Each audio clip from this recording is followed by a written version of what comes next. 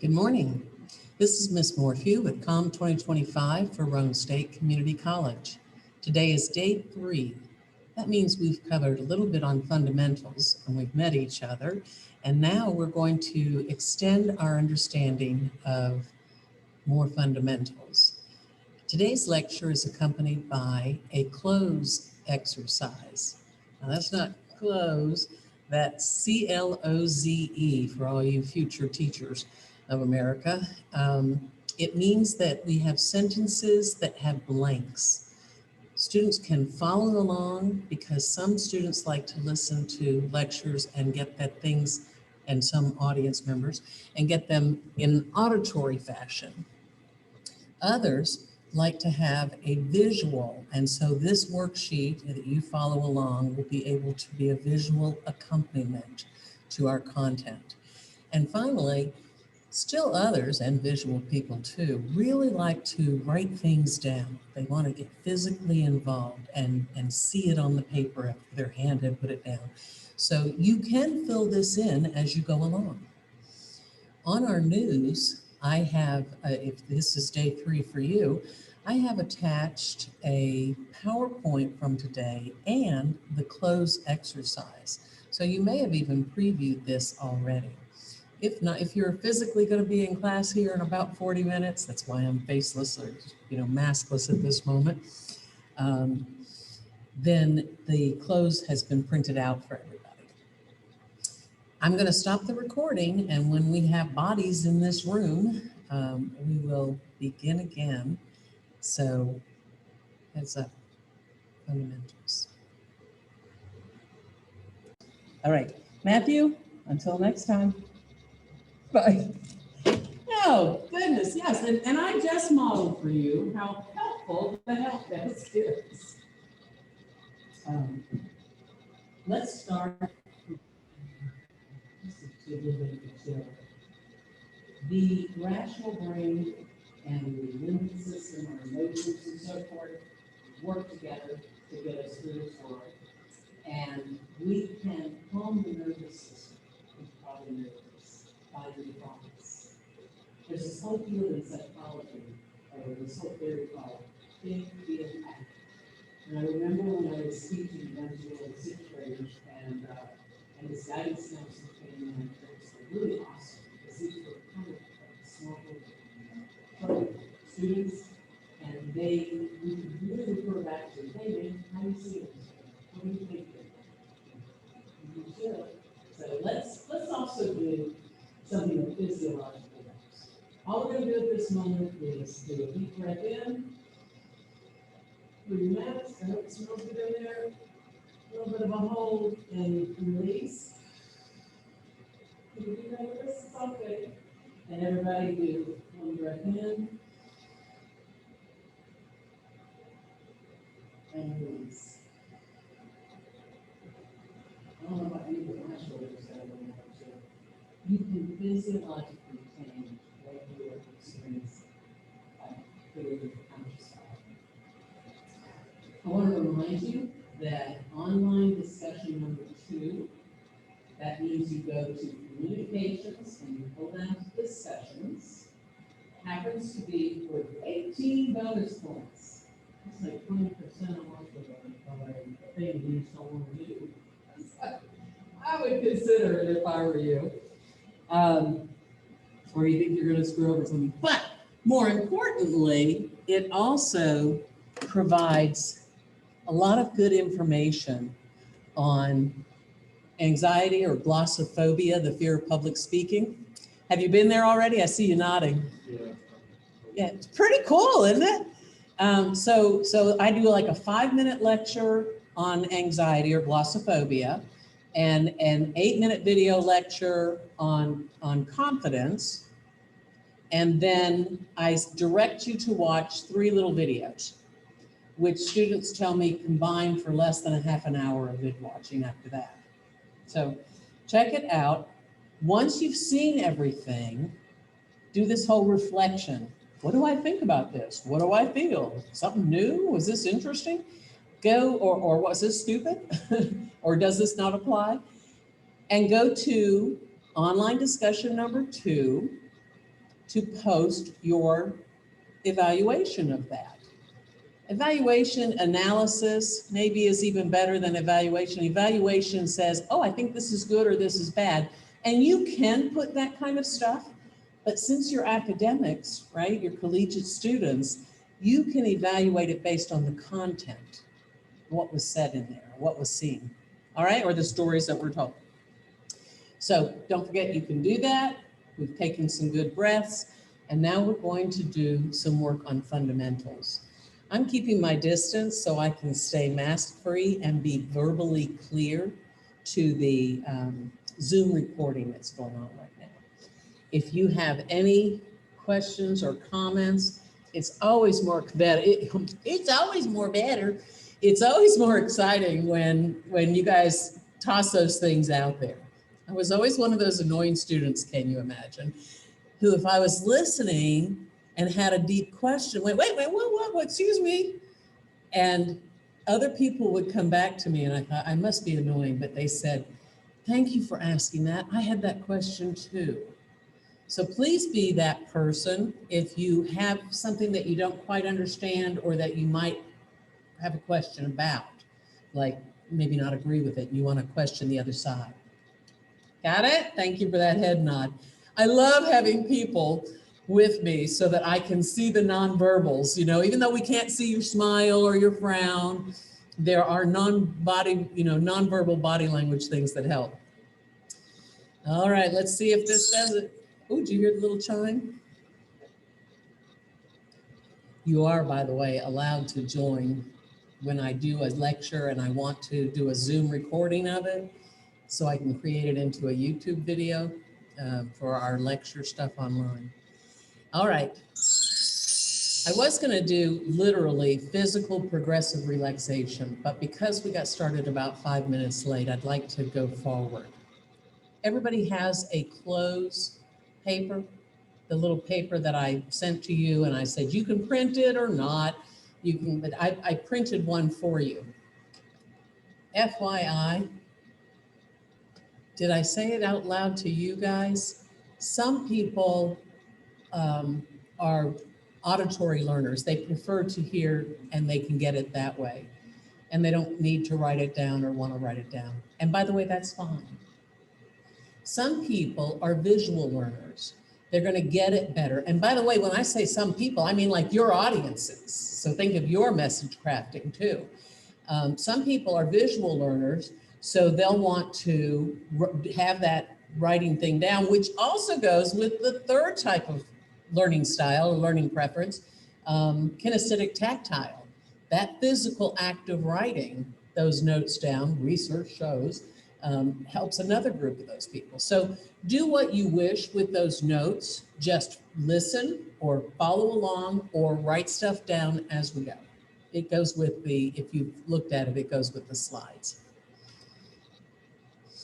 Today we're going to briefly look at a few things about, remember the book on theories, all those theories, and then that they had gone, when you get an idea for a theory, you go look at all the history. So maybe they looked at Aristotle, maybe they looked at all the media theories if it's a newer model. Briefly look at a few things with that. We're going to talk about your speaking purposes. And if we get to it, we're going to go into audience and overcoming barriers.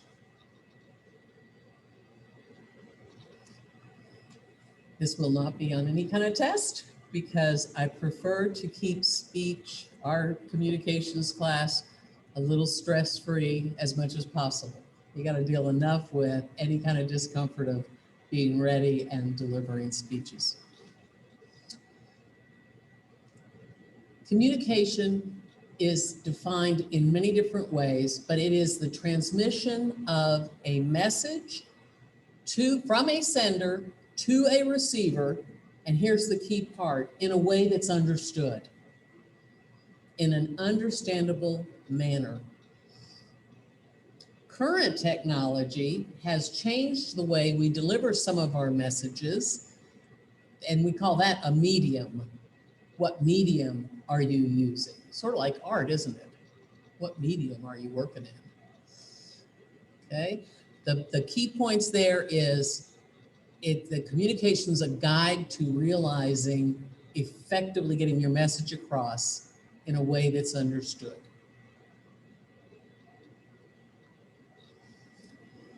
This was one of the earlier models of communication theory. You started with the source, we call that the sender, right? They encode the message. If you anybody going into education, I don't think so, not in this class. It may be ish. Okay, so if you taught little kids, or by the way, computer theory too, you encode, you develop the message, you put things together, you put the letters together, the words together, the bits and bytes together. You encode the message, you create it, and then you transmit it. The listener or receiver decodes it. They take it apart. If they carefully read it, or if it's a verbal thing, they carefully listen, then they might be able to understand it. And if you're really lucky and it's a richer information environment, like face-to-face, you'll have the chance, or even emails that are personally directed, you'll have the chance to give feedback. So if the source says, "Hi, how you doing?" Receiver goes through the whole encode, decode thing. Receiver says, "I'm great," and then says, well, it goes back, "I'm great, how are you?" We understood that they're on the same page. Get it? Okay. Aristotle, our buddy with what were his 3 pillars? Yep. And did you get ethos? So because the computer over here can't hear you, ethos, pathos, or pathos, I heard, and logos. He had a linear model. He just started with the speaker, and he said, and this is what that person speaks out, their speech, but he put in there the context. What's the occasion? And we're going to talk about what's our purpose, right? The audience gets it, and he says an absolute key point that people have kept in communication theory models ever since, that there needs to be some sort of an effect, some sort of a thing that happens to that receiver, and maybe they'll respond. He also, I think I may have tossed this at you before, I said, Aristotle says every kind of persuasion we do, every purpose we have, it actually is persuasive.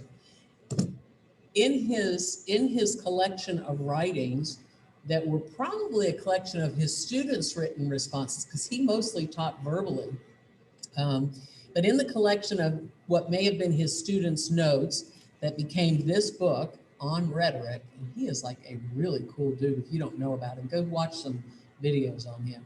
But he says that the ability in each case to see all the available means of persuasion is what rhetoric is. Rhetoric has to do with words, right? And there's the logos, ethos, and pathos. I believe I did put on this little close that you need to identify what they are. We know that logos is logic, reason, proof, all those examples.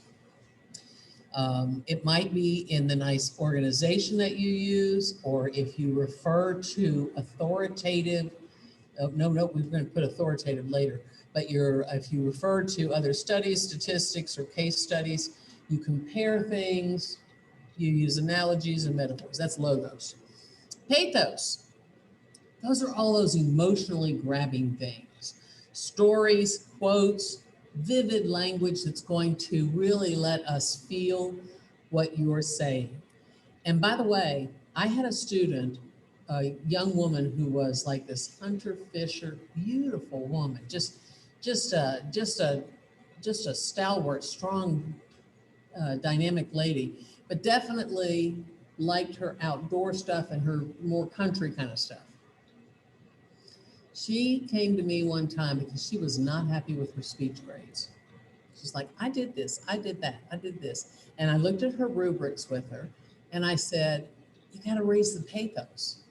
And she had been avoiding some of that because she thought that meant she had to be a weepy, whiny kind of person. Do you have that feeling? Ever hear that? No, you're just whining. That's just whining. That's just too emotional stuff. And I said, no. Based on what Brianna had brought up to me, I said, what do you love? And she's like, I'm hunting and fishing and doing all this stuff. And I said, talk about that. And your pathos will come up. It will raise. So you don't have to be, it just can be inspiring by the fact you love it. You'll start bringing in examples you appreciate, and that'll be seen. Ethos is credibility. There is a section on our speech outline, you probably saw it on the Dropbox test, right? That says credibility. And that is you. Why should we believe you? And what credible sources can you bring in and quote from so that we know it's not just you who says so? All right. This whole sender-receiver model looks like almost the same thing. They do add message and media. There's sender and coding. What kind of message is it? What media are you using, or medium? Decode, receiver gets it, and feedback. That was David Berlow in the 1960s, and he had adapted this from Shannon and Weaver's model from 1948. So you don't need to know that, but it's just kind of interesting. Notice that Shannon and Weaver, if you can read that smaller font, actually did a technical journal. The way they figure out that model, they figured it out for a technical journal for Bell Systems. That was the telephone company in 1948. A lot of things have to have an economic argument. You don't just do it because seems like a good idea. If you look, a lot of research done because it's got fiscal support in some manner, or it's applied to business. Anthony Robbins, a big inspirational speaker. Anybody ever hear of him? Tony Robbins? Nope. He's a little bit older, so he may not be an influencer that you know, but he's done lots and lots of things. You can check him out. But he says to effectively communicate, we have to figure out that we're all different in the way we see things, in the way we perceive this world, and we use that recognition as a guide to communicating with others. And of course, I just butchered that quote, but you can read it. Tony Robbins, if you want to check out some of his stuff, if you are into, somebody did share a link and said you could do inspirational stories, right? So if your personal experience story is something that inspires others, you might check out some of his formats. But we all see things differently. This communication model reminds us and emphasizes what Tony Robbins said. We all bring our own knowledge, feelings, attitudes, experiences with us, and so do our receivers. Meanwhile, if you've got a sore toe, you might be thinking about that and not this lecture. If you had a big fight with your boyfriend or girlfriend just before you got here, or somebody is sick that you love, you're thinking about that. So there's internal and external influences too. I could close that door. In fact, Sammy, would you do that? Because we'll close off that external noise. But if you've got some internal noise going on and you need to be here and you want to focus, try that breath thing. Okay. Come on. Oh. This is what I'm going to model for you when my embedded video doesn't play like this one didn't, and it caused a big freeze and everything. Oh, I'm gonna cross my fingers. I see the arrow. It may show. I could escape this PowerPoint, and I've actually set up my video tabs on like on Google, so I could get them just to go play. But I'm gonna cross my finger and see if this, I wonder if it'll play full screen though, so I better just do the escape. I'm gonna go to escape. Oh, if it'll let me. Oh no, it didn't. Okay, and I'm gonna do, oops, screen sharing is stopped because the window closed. Okay, I'll have to go back.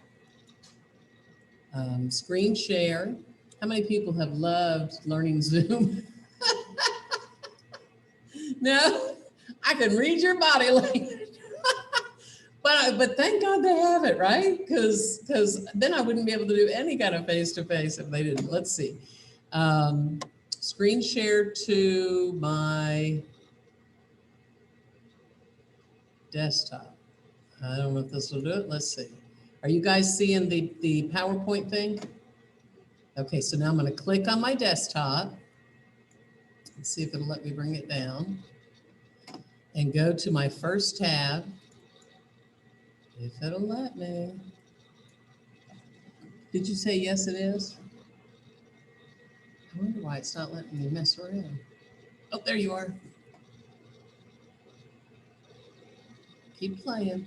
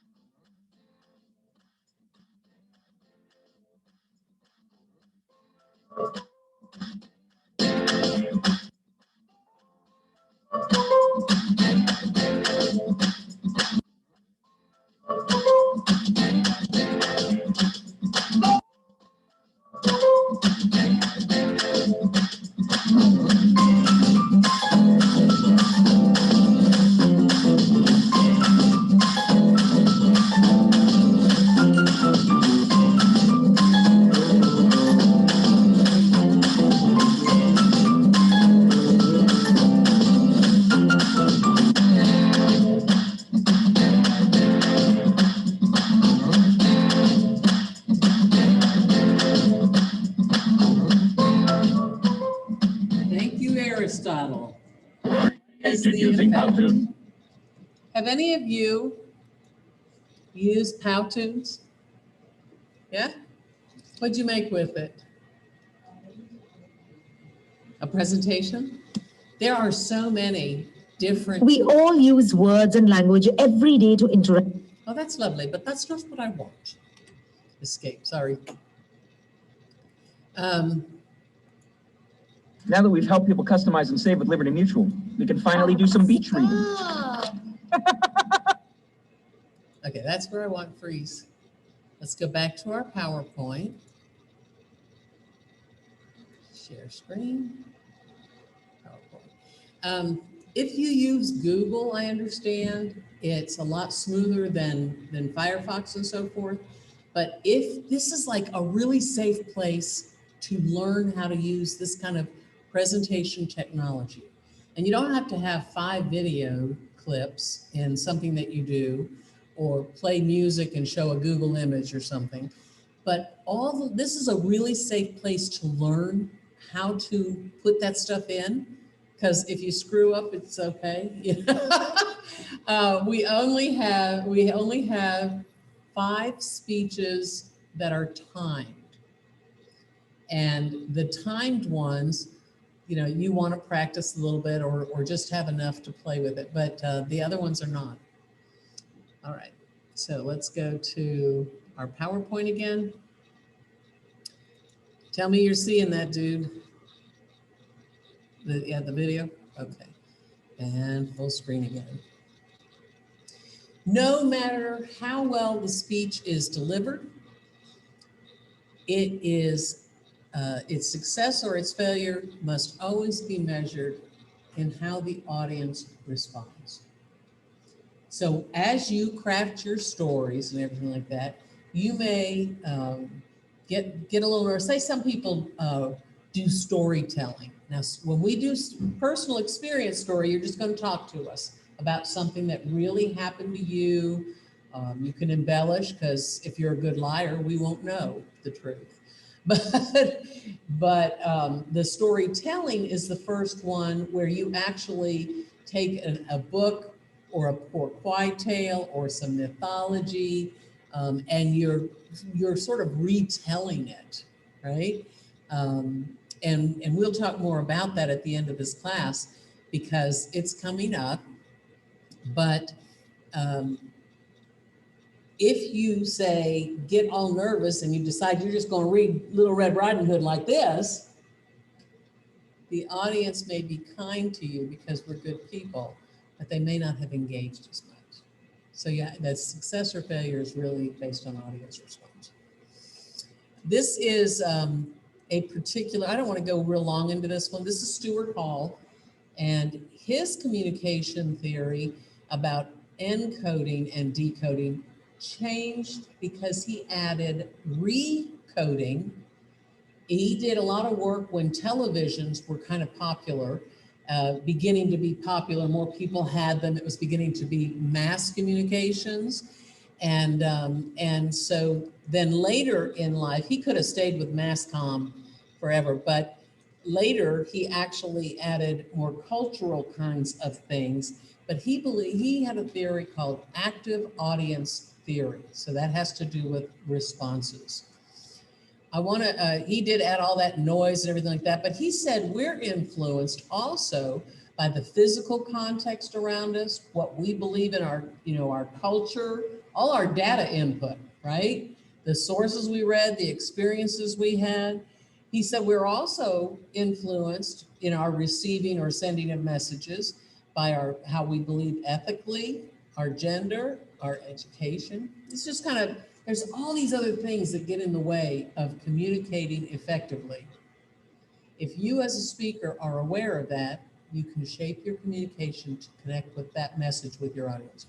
I'm going to show you one thing just because it's so relevant nowadays. This is from Paul's work, and you can put anything in that top box. You could say news media, and you could say PETA, or the organization I love to work with, OWCA, the Obed Watershed Community Association, which I already give my spiel about joining the Eco Club at Cumberland. I have an ecology club here. You could put Cumberland County's Eco Club. And if I've got communication going out, some of the people are going to sympathize with me or be interested in what I have to say. And then I'll have a dominant reading. They'll take my message well. Others are going to be oppositional, like, oh, you're just a tree hugger. And there'd be that, you know that in today's media, there's a lot of, they say, some people say it's the worst division in our country ever. So that is one story. We could start that in the box at the top. You're going to have sympathizers. You're going to have whatever the other side would say, the oppositional view. And then you're going to have neutrals who will negotiate. Maybe they're interested, maybe they're not interested. Did I just confuse you to all the pieces? People are going to react to your message depending on their own experiences. They may be with you, they may be against what you're having to say, or they may be willing to negotiate and listen to what you have to say. There are ways to reach those listeners.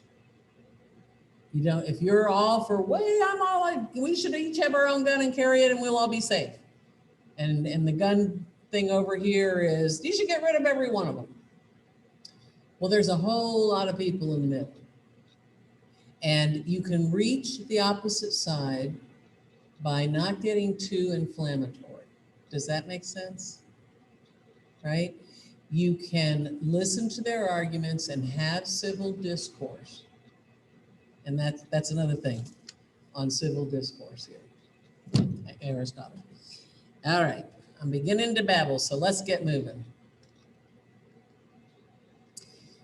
I want you on that little paper just to capture something that caught your attention. Either summarize what we've discussed so far, compare something, capture some idea we've done.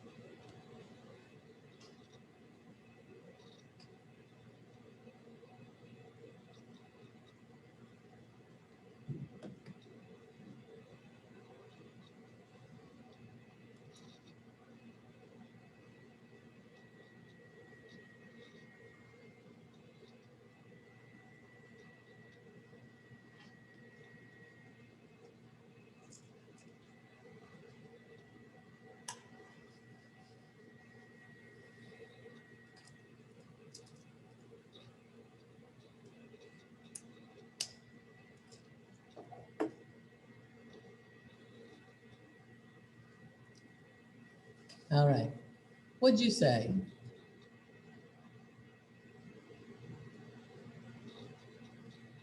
What'd you say?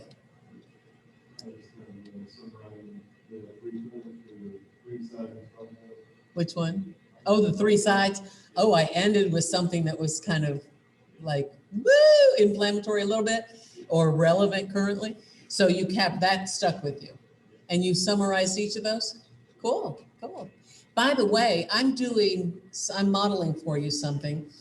Sometimes it's incredibly effective when you're talking to someone to actually repeat back what they say. And you have to watch yourself. You don't do a lift of your voice like you're questioning them at the very end. Like I said, oh, you summarized. Hear how the voice went down? Oh, you summarized that topic. Hear how the voice went down, modulated down at the end? Oh, you summarized that topic? You hear how it went up at the end? That's vocal modulation. And someone that you're face to face with, you can read the nonverbals to see if they agree with you. Interesting exercise. Just say, oh, you summarized these things? I think I tried to make that level. And they will either confirm or expand. Yes, I told you about this and this and this. They may expand. It's just a little listening trick. All right. Someone else do something different?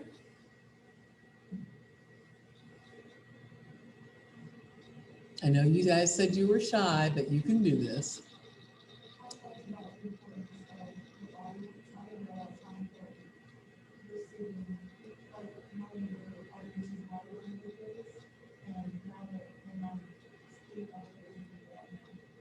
Yeah, yeah. Joe Navarro, a former FBI guy, a speaking specialist who runs around and does a bunch of presentations, says 80% of the communication that you receive, if you've got the verbals there, are nonverbals. It underlines your message, and it like bolds it, or it contradicts it and confuses people. Because you may be smiling, but your facial expression and your stance is saying, no way in heck, right? And then that confuses your listeners. Yeah.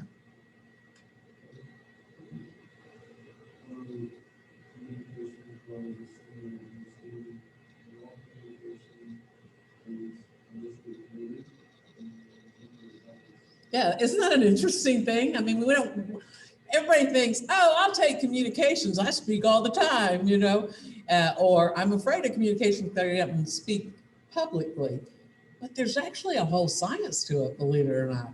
And the field of communication, it can go in any field, right? Interesting. Thank you, guys. Thank you so much for your input. I'm going to start the share again and go back to the PowerPoint. The next thing we're going to talk about, if this thing will do it for me, is purpose. Now, we know that OCD is the way I measure stuff on your speeches, by the way. Anybody think OCD is like I wash my hands too much? You know what I'm talking about? Yeah. What is that called? OCD stands for. Somebody Google it real fast. Obsessive compulsive disorder. Cool. Yes. Well, I figured people would remember it if I use it in those ways. I like to play with puzzles sometimes, not a whole lot, but when I see words, I see ways we can remember stuff. So we actually grade in COMM 2025 your speeches on how they're organized. We have certain things we want. The content that you put in there, that's the visual and all the words, and then the delivery. And audience is so important, but we grade on OCD. And your peers are going to give you feedback too. There's something at the top of each of our 3 outlines for your informative, demo, and persuasive that says, what's your purpose? In fact, it says, what's your specific purpose? How many people had an English teacher that said, you're writing to inform, persuade.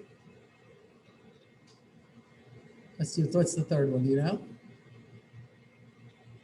We'll find out in just a second. I actually have a slide on it, but are you just holding back? You cool, or you just really can't think of it? Okay. What was it?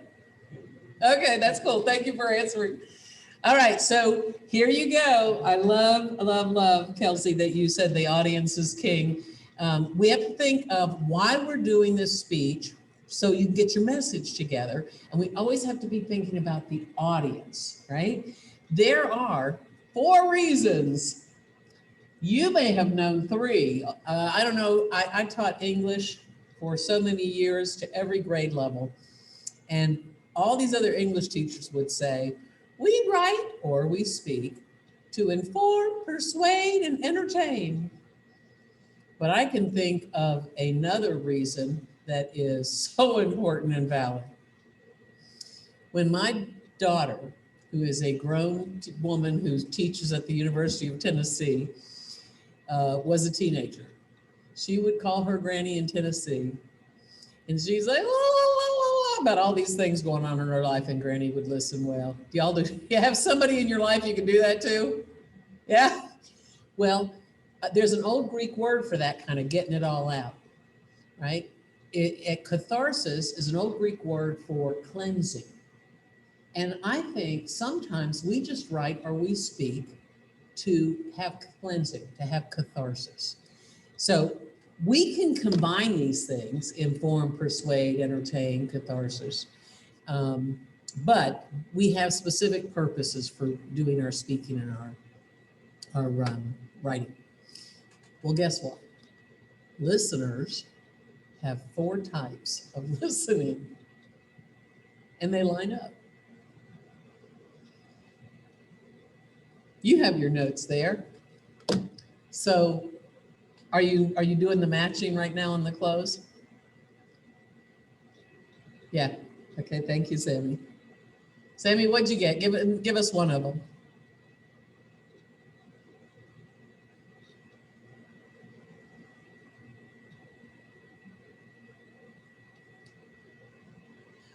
Are you at the point on the close where it says draw? Is it draw a line or is it write something? Write letters.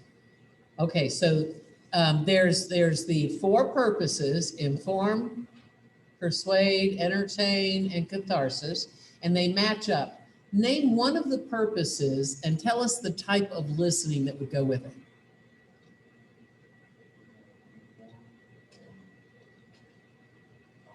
Absolutely. How many of you had an old history book or science book and they say, here's all the stuff, blah, blah, blah, blah, for this chapter, and at the end they do comprehension checks, right?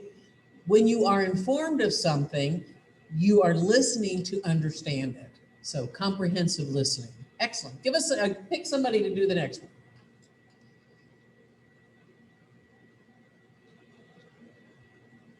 Just point at somebody. You get thrown under the bus.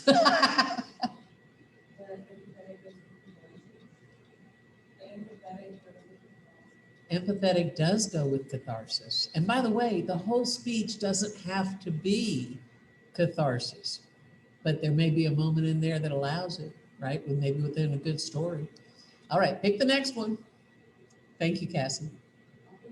No, you pick the next. Yeah, you pick the next one.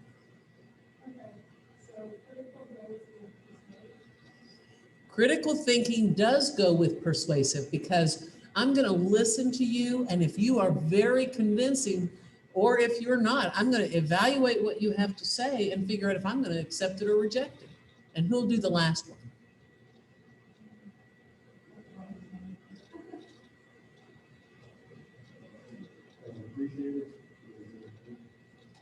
Yeah, I can't see your name either.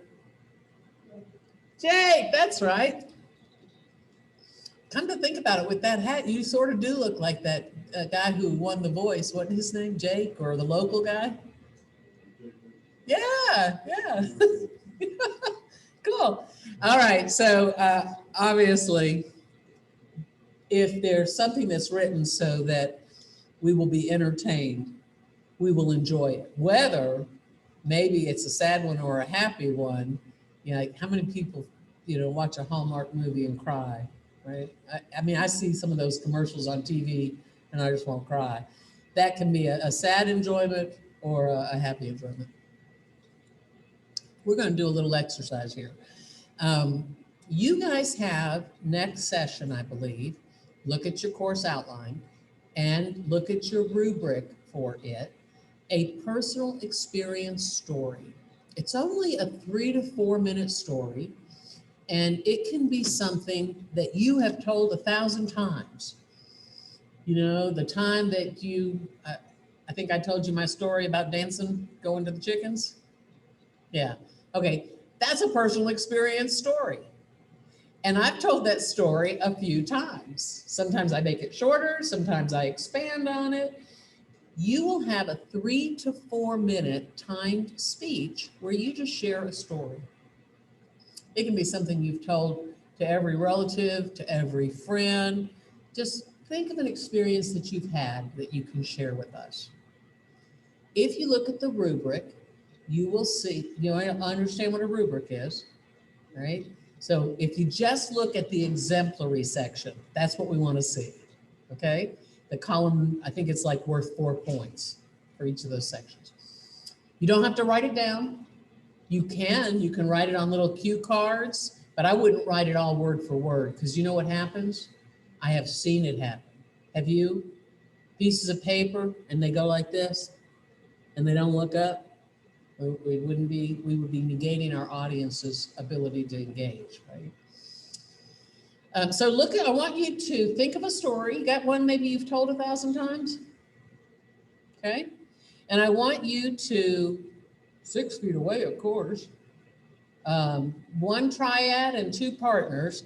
I want you to think, okay, so just let me give you a 1-sentence summary. Here's, I danced with the chickens and broke my ankle. And that would be like a quick summary. And then I'm going to say, I think I'm going to tell that in a entertaining kind of way. And so they would be listening to enjoy it or appreciative. Got it? All right. Break. Go. 2 partners and a triad. This is a small class. Go, Sammy, go.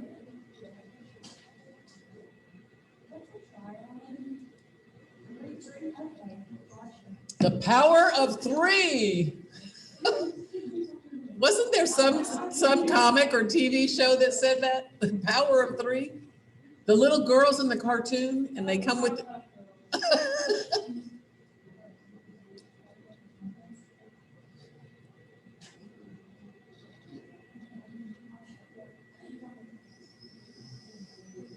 I'm going to stop the share because, or no, I'm just going to stop the recording for a little bit because these guys are going to share their stories. And I hope that you're thinking of your personal experience story, how you're going to tell it, and how you expect the audience may be listening.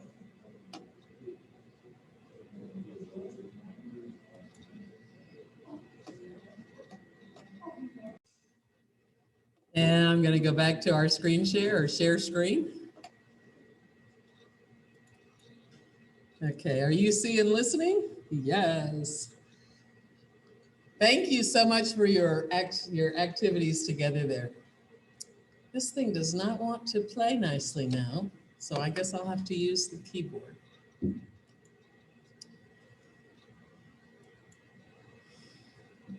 When we come up to talk to somebody, we may not even realize that we do this, but we look at their demographics and the things that we perceive are their psychographics. If you go into marketing communication, if you go into advertising, business analytics, technology analytics does this, man. They segment people like you wouldn't believe so that they can figure out how to reach them more effectively. So we have to think about, to whom are we speaking? Demographics include the things that we can maybe see and maybe we hear from them. Their age, their gender, their profession, maybe where they're from. You got your hat on, you got your cowboy hat on over there, Jay. Anybody go on a work site and see somebody with a clipboard? I've had one work guy, that really does a lot of heavy equipment tell me, yeah, you think that's the boss, just because they got a clipboard. How many people think if maybe somebody has a white coat on and they think maybe, oh, that's a doctor or something like that, or a scientist, right? So those things that we see can change our perception about that audience. Again, I talk about going to clubs. You guys are a little bit too young maybe for that kind of thing, but I know when we were young women, or maybe not, when we were young women, we'd look for the rings, right?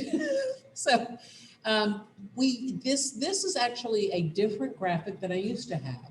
Originally, the graphic I used said race, but they're trying to take that out of some of the determinations in the media and so forth. But you do maybe look and wonder.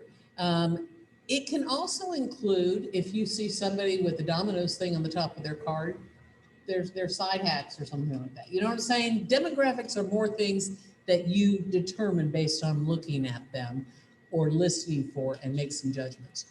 Psychographics, we're going to learn a little bit more about each other throughout this course. We're going to learn a little more about personality. Maybe they'll share some of their values and the things that they've done, what they're interested in, what they have an opinion on. And we may be able to determine some things about their lifestyle. So that's psychographics, okay? You can really get into that. How would knowing a little bit about a person help a speaker organize a message?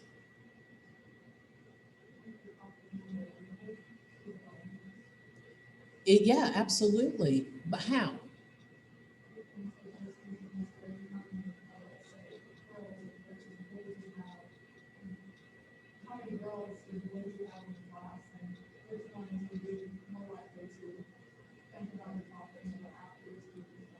That's interesting. So I'm going to repeat it because I don't think the computer could hear you. That you talked about, you did by gender, and you said maybe they would be more interested in a topic or less interested based on their gender. Okay, okay. And of course, we know we transcend those kinds of lines too. I had the most beautiful young woman who worked at the Learning Center who came in with her demonstration speech, and she had built a box onto which she put a motor and she cleaned the carburetor. And that was her demonstration speech. And she told this great story about her dad and she working on cars together.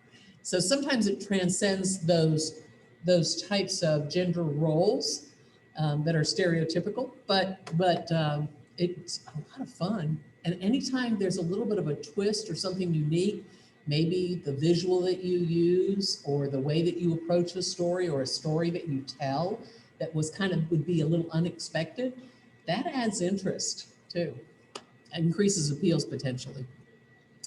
All right, so here's some levels of communication. Whether you're telling a story or telling sort of like an essay format, here's my thesis and my main points and I'm supporting them and here's my conclusion. The three levels of communication are those content, that's vocabulary you use, the graphics that you use, the nonverbal behaviors we mentioned earlier, body language, facial expressions, the way you stand or move, and certainly gestures. Vanessa Van Edwards, a communication specialist with Science of People, and she's written a lot of books on charisma and things like that. She did some scientific study with her folks from Stony Brook University, and they took every TED Talk, and we're going to mention TED Talks more and more, but their team took all these TED Talks and they studied minutely every expression. They counted every gesture, every micro expression, and they tallied it. And they found that the TED Talks that go viral have 4 times more gestures than the ones that just didn't go anywhere. Nobody watched them. You know? So if you follow any influencers, like my grandkids love the slime lady doctor, somebody or other, and they love reprehensible, what's this? Unspeakable? Y'all know who I'm talking about? No? I guess that's too little. Anyhow, you probably have somebody you like to listen to. And it would be, and if you watch them on YouTube, it would be interesting to know if the viral people tend to use more gestures like the TED Talkers do. Vocal modulation is the way you control your voice. I tend to be expressive in my voice. I'll emphasize certain things. I'll use pause, which I think is like, my mantra. The power of pause, folks. Knowing your teachers may have said in the past, read the punctuation, pause at the commas, pause longer at the periods. You ever hear it? Yeah. Well, it's great for speeches too, because it takes you out of the just reading it to quickly get it done, and it allows some expression. The PES you're going to do, the rubric actually says, like, have your characters, have a couple of characters in there that you're going to describe.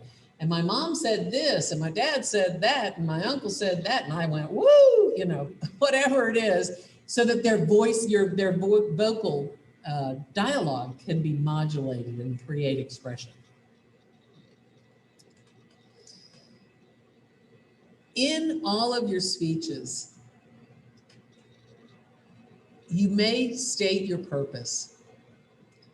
You may organize it so that, you know, if it's mentally or if it's in the written outline form for our 3 outlines you have to submit, you may organize it so it seems clear. It goes together and flows. Love the idea of opening with a hook on our outlines. We call those attention getters. And we'll talk more about ways to layer those things to increase the appeals. When I write an email to someone, and particularly if it's professional, I go over it more than once. I mean, I actually, even my Dropbox stuff to you, I tend to go over more than once. So I hope you don't have boo-boos in it.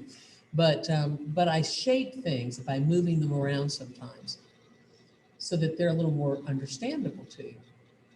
Do that with your stories or your speeches. In your speeches, harness that power of stories, tossing in effective stories that illustrate what you're saying, have the chance to raise your appeals. There is actually a debate about whether you should make them laugh in the communication communities. Some say don't tell jokes unless you know that you can. Don't add a joke unless you know that you can tell it well. But in fact, if you laugh at yourself after telling a lame joke, that's kind of cool too. And then they laugh with you, right? Chill and relax. Enjoy this and laugh with yourself, with your audience if they do. Use quotes so you can raise your credibility. If I said, use a lot of gestures, that's great. But if I tell you Vanessa Van Edwards, who does this and that, says that this is happening and this is why you should, if I put that quote in there, it sort of raises the credibility of what I said, doesn't it? Okay. And finally, they suggest close with a bang. I don't know about that. I mean, if that works for you, that's awesome. Some people, you ever have a teacher, maybe an old English teacher? Because see, I did a lot of English teaching over the years. I taught other things too, but I always suggested to my writers, if they start in their intro with some little idea, maybe a story, and then at the very end, they tie it back to that story, they refer back to it. Do you know what I'm talking about? Okay. And I would call it, it's like tying it up with a little bow, right? I later, in my professional life, teaching communications, found the word through line, and I love that. You're not just tying it up with a bow, you're creating a through line, so it refers back. I like to have through lines where you tie us back to something you referred to before, but they say close with a bang. And then you're going to be able to reach your specific purpose and appeal if you do all these things. Next, do a one-sentence summary to capture something we've said, to summarize, to compare something we've said so far, covered so far.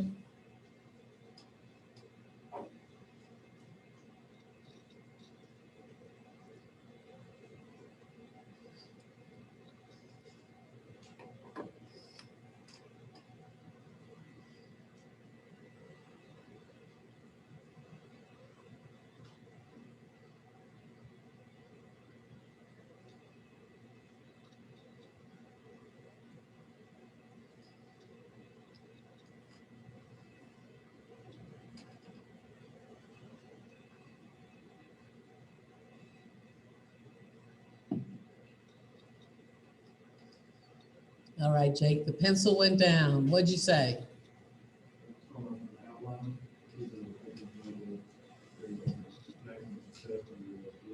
Cool.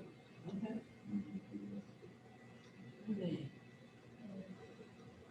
Caitlin, what'd you say?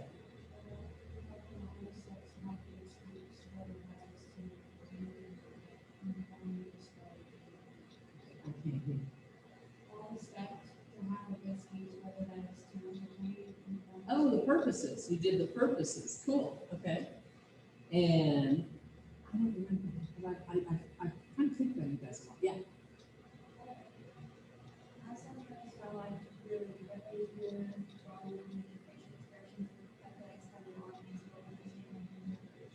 Oh, that's beautifully said about nonverbals and the audience and affecting the audience's interpretation.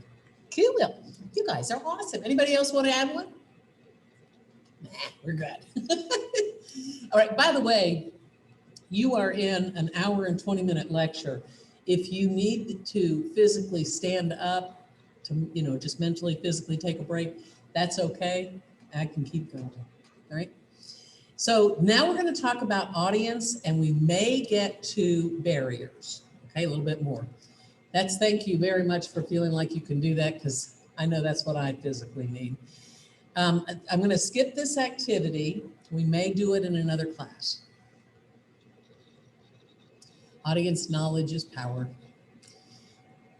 Anybody do their SAT and get kind of a significant or intermediate level of fear about doing this? Oh, nobody else? Cool. And by the way, I can't even believe it, because you totally speak up in class and have great one-to-one interactions in your group and everything like that. Even very famous entertainers.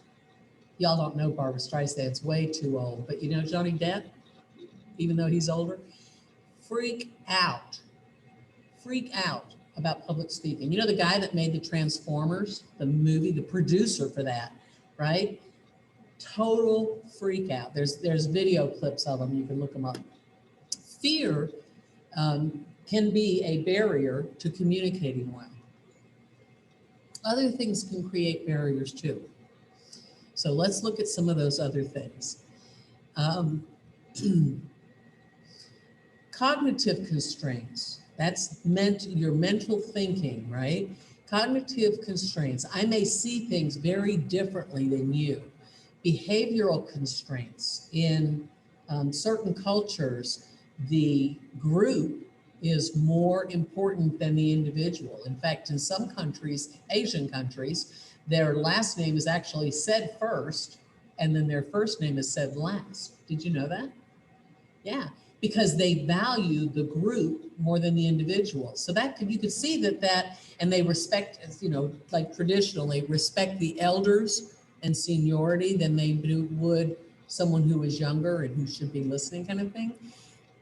They may behave differently. There are some societies that even like my mom's from Minnesota, and the people in her area in Minneapolis, and some of the northern Minneapolis people in her family came from a Nordic background, and they don't talk so much. and they don't talk to children in terms of explaining things or sharing problems and things like that in that particular family. Some might say in that particular culture. So they would behave differently. Emotional constraints. Again, some are much more expressive. Some cultures are much more physically expressive, right? They'll hug you or scream at you or, whatever. There's much more of an emotionality to it. So we see things differently, and and we're kind of a homogeneous grouping. There are a lot of things that you guys are demonstrating already that are somewhat in common, but we have to be aware of what our audience is, how they're seeing it. And sometimes we can find out by individual talking to it, right? In the workplace, some of the cultural barriers, or for a good presentation audience, some of these differences can be heard in our language, or if there's some problems in hostile stereotyping of people, some behavioral or emotional displays that would feel disruptive to communication, right? We really don't have that problem. I knock on wood, wherever real wood is. I have never had that problem in our classroom. Some things outside of us and some things inside of us can influence the effectiveness of communication. I want you to enjoy this. You see, this is true. Talk about stereotyping, but there's science behind this too. Yeah, I see a couple of head nods. Is it so true? Usually people laugh at this point, the unspoken communication, that 80% of our language or so forth, can be different based on different things with demographics and psychographics. But some other things that can get in the way, here back to our Aristotle again. He says ethos is the most important. Do we believe the speaker? Is the speaker's credibility high? I actually have credibility on our outline forms.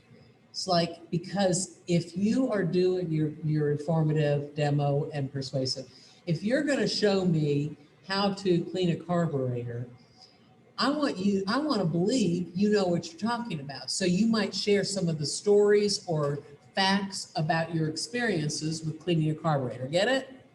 Right? It raises your credibility with us. Using the proper channels.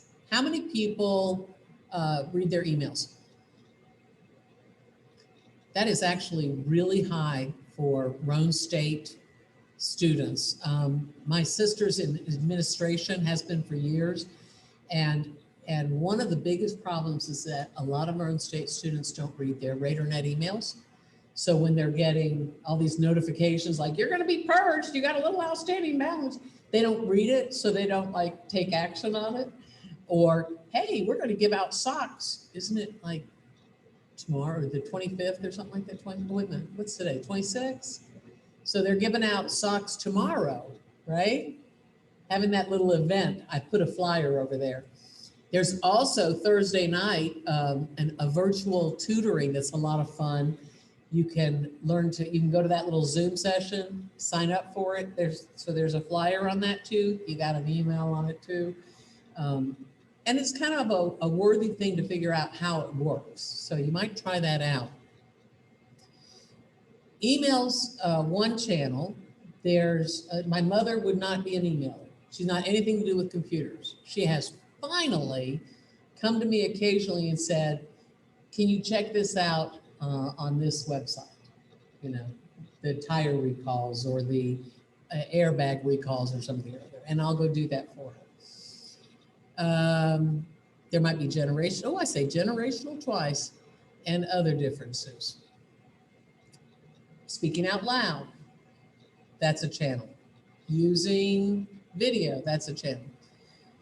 But sometimes we don't hear it right. We interpret what is said. We get to the decode part and we don't read it well, or we don't listen well, and we mess it up. Or we perceive it differently.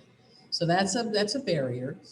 And visuals can be all cluttered, and if they are, they're not clear. I took a class at Austin State University in 2016 on integrated branding communication.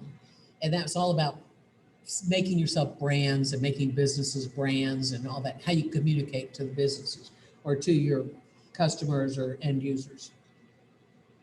This teacher was annoying beyond belief because the key component of IBC, integrated branding communication, was don't use clutter. And he had 75 slides, 11 PowerPoints, and 1 test, and all these chapters to read too. And every slide had 4 graphs or charts or messes on it. It was like, it was just so cluttered. It was just annoying. So they could be barriers, or visuals could be really good ways to unclutter. We're going to look at an interesting video that's rather old about listener misinterpretation. Let's see if it'll do it for me. Go back to my, there.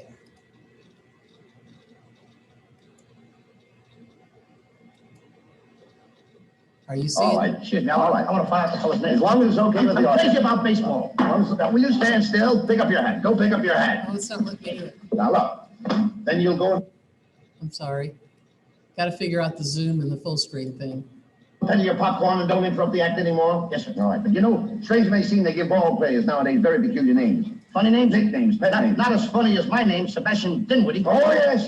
Funnier than that? Oh, absolutely. Yes. Now, on the St. Louis team, we have who's on first, what's on second, I don't know's on third. That's what I want to find out. I want you to tell me the names of the fellows on the St. Louis team. I'm telling you, who's on first, what's on second, I don't know's on third. You know the fellows' names? Yes.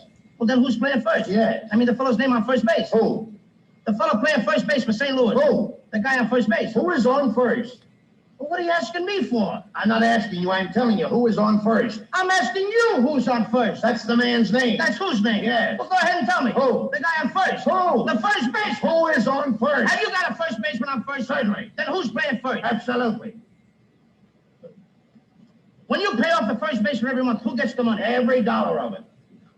Why not? The man's entitled to it. Who is? Yes. So who gets it? Why shouldn't he? Sometimes his wife comes down and collects it. Whose wife? Yes. After all, the man earns it. Who does? Absolutely. Well, I'm trying to find out is what's the guy's name on first base? Oh, no. What is on second base? I'm not asking you who's on second. Who's on first? That's what I'm trying to find Well, out. don't change the players. I'm not changing nobody. Take it easy. What's the guy's name on first base? What's the guy's name on second base? I'm not asking you who's on second. Who's on first? I don't know. He's on third. We're not talking about him. How did I get on third base? You mentioned his name. If I mention a third baseman's name, who did I say is playing third? No, who's playing first? Stay off of first, will Well, you? what do you want me to do? Now, what's the guy's name on third base? What's on second? I'm not asking you who's on second. Who's on first? I don't know. He's on third. There I go, back on third again. Well, I can't change their names. Will you please stay on third base, Mr.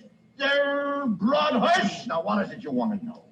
What is the fella's name on third base? What is the fella's name on second base? I'm not asking you who's on second. Who's on first? I don't know. Third base. You got an outfield? Oh, sure. We just had the most By amazing the family way, vacation. That skit by Abbott and Costello has been remade by current actors, so you could check that out. Rather than continue, because we're about to the end, I want to point out a couple of things. I think everybody is doing well about getting everything in. That first week was interesting in learning how to rename things, but have you looked at your grades? Yeah, so you go to assessment and you pull down to grades, and it's going to show you feedback from me because I write feedback, and I want you to get used to that. So Go and see what the grades are, and then go and see what the feedback says for every assignment.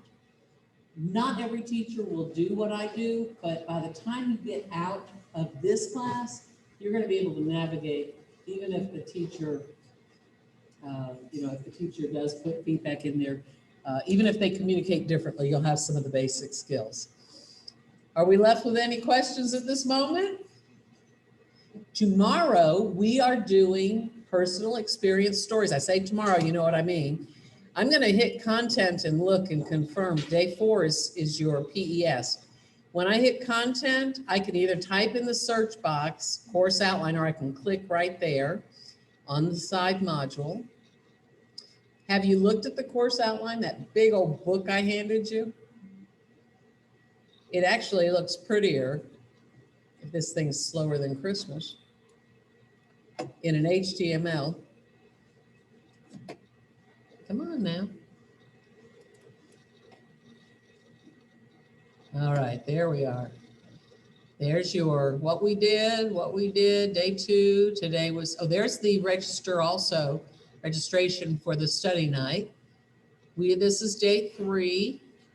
And yeah, day 4 is personal experience speech. So we're going to reflect on feedback, deliver our stories, and maybe we'll talk about delivery afterwards. Okay? Questions? Anybody that wants to know how to find the rubric, I can show you. See you later. I'm here for you. Email me, call me, stay after, whatever you want. I'll even put my face back on.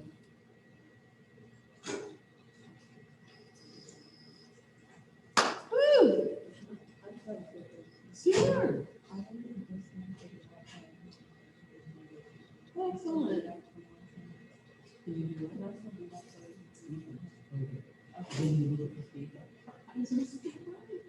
Thank you. When you look at the feedback, everyone says, "What do you think with this? What have you just done with this?" Okay, it's all good. I didn't have a comments and messages because I've been at work until Where do you work from? I work at track now. Cool, that's right. We had like 3 students who worked at Cracker Barrel last term. Really? Yeah, they're probably people you work with. What are their names? Oh, I wish I could remember the girls. I know Jordan and Jeff Reeves. Okay, Jordan's one of um, Jalen Ward. David I love Jalen. and her friend, and then another one that was not a worker, a waitress, she did something. But I know Jalen. Oh, I totally know, I can't recall. You said the name, I don't remember. Yeah. So I just figured out how to like your feedback this morning. Yay! I figured it out. I was like, I don't know where it is, and I couldn't find it. So I figured it out this morning. Yay! So under assessment? Yes, ma'am. Good. So I've got it now. I love you, sweater. So what did you decide? So, That's what you had to do. just being able to read all of it. It's like when I scrolled down, I couldn't see it, but I just had to scroll it over instead of, Because you were doing it under time. yeah, I was doing it on my phone at the time. Yeah. Some teachers, one teacher, I was in a training session on my first week before we started class, and he said, "Oh, I tell students they have to use a computer in my class, they can't just use their phone." And I thought, excuse my math.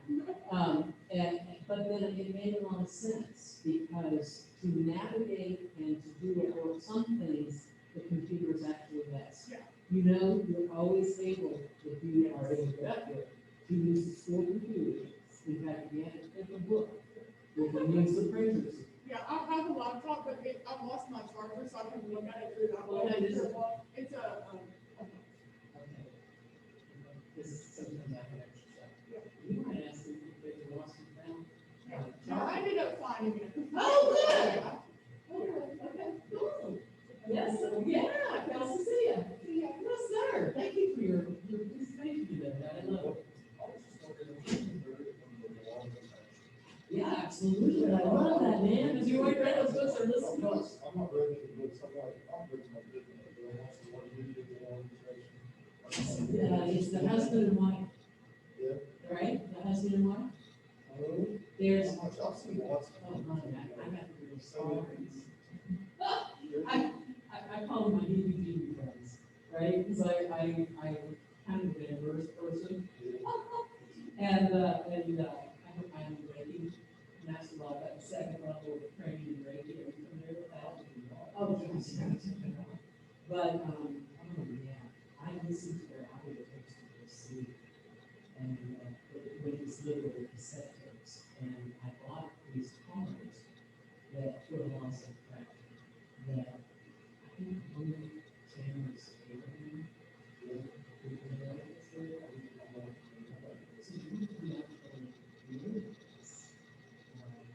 Loss of track. So, there was someone in the wife, Channels Abraham.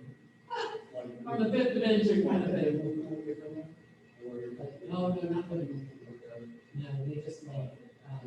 So there's some weirdness there, but the whole feeling about the laws of attraction. Basically, it made me very interested because I'm not studying it at school, but I'm reading quantum physics, quantum how that stuff is stuff versus one of the days it's not here, it's over there. And that's just people want to actually really believe they want to actually it's crazy.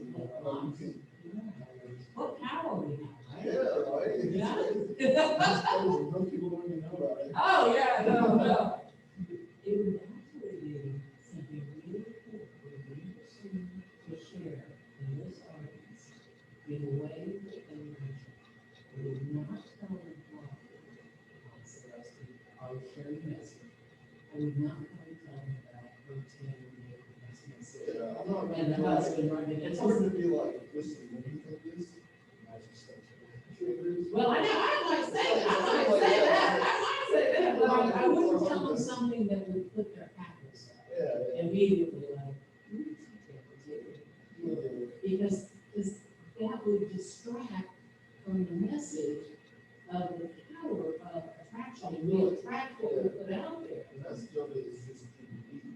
Once you believe something, that's like, law of attraction is something that people say it over and over. Whereas once you say it over, it's just trying to get yourself to actually believe. And then once you feel the belief, also, that has to pull to the physical ways. There's an interesting thing that just came out talking about the data sources that we have, you know, the duality of realities right now in our country, maybe in the world, I don't know. Somebody trying to make us left and right politically. Is there a hear that? Okay, I mean, like, I listen to a wide variety of sources, even though over here I'm going, flipping liars. You're not telling the story. I listened to this whole speech, you know what I'm saying? So there's some totally different points of views, yeah. And some, Dave Rubin says it's a war on reality. Right? Okay, so that's another interesting thing. And also, Also, it is like, one are not necessarily going to like, hey, we're doing these that,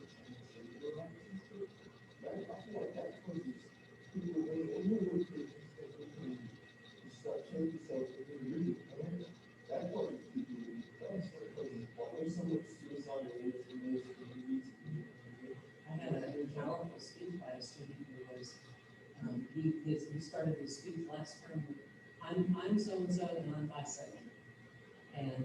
And by then he had already established a relationship as being pretty cool, laid back, entertaining kind of guy who cared, you know? So they accepted what he said, and that was all cool, but he was doing a speech on the need for a counseling center, an entertainment center, a gathering place for people with some of the sexual identity challenges. And we need that in the hospital, is what he was saying. And he used a lot of statistics. When we're talking about data input source stuff, yeah, in California, in California, one thing, right left, some of the right-wing stuff, news media is saying that in California, they have laws where like an 8-year-old can go to a counselor and say, I believe I'm a boy and you're physically a girl, and they must immediately agree and give them chemicals to change their sex, right? So that without parents' permission. They don't know what's happening. They're not that quick. Well, and I gotta tell you, little, I mean, the psychology teachers, you know, little girls, fifth grade, seventh grade, the power of, I wanna be like my friends is so important. So if they get more attention, they're gonna be reinforced with that. Data input, what was I gonna say? There's beliefs and there's values.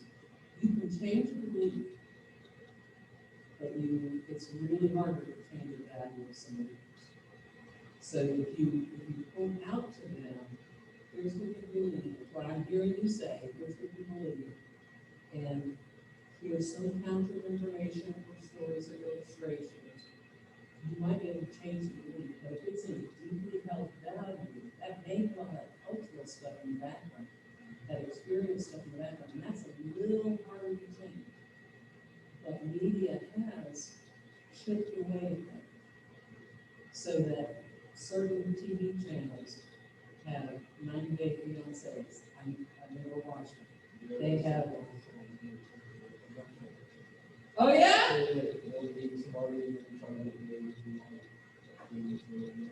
Oh, is it? Oh, okay. Or like the Bachelor. Oh, okay. Or the Bachelorette. And then they put them on the Dancing with the Stars, and they do this and they do that, and they've chipped away over the decades, so that some things are seen differently than they were before. They can change values over time, but they also. What do you think?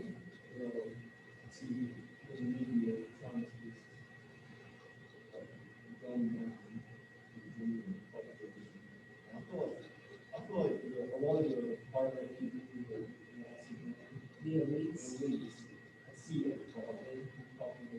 There is, I mean, I wouldn't even say there's not a lot of people, there's a lot of people. But I feel like a lot of that sexualized stuff, when it's like a no, and no, that is not true. So I think, that is Oh my God, I never thought about not just that. I never thought about that. Different look like this, you know what I'm saying? So I feel like that's, I feel like a lot of them here deliberately, like, deliberately, and you're not saying it's friends, but not that they instead of the brain catching fire, they come in, try to self right, Yes, there's a lot of opportunity for speech topics. yes. And it may be tough for you because you are a out there thinker and you experience so many different things that it may not be easy or hard to figure out what you want to do.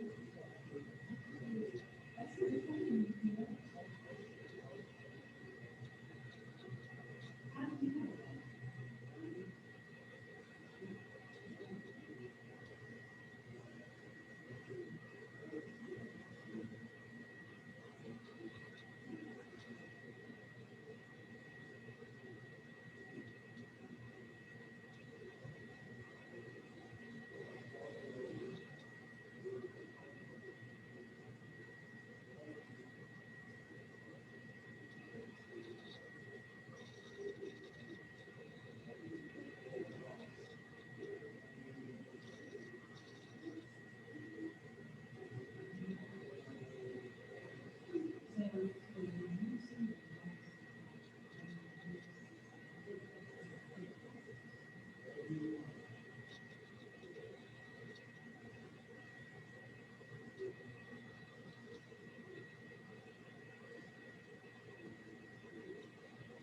You put it out there.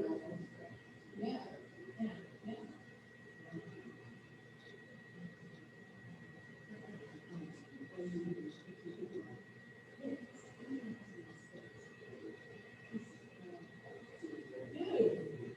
Yeah. See what comes up.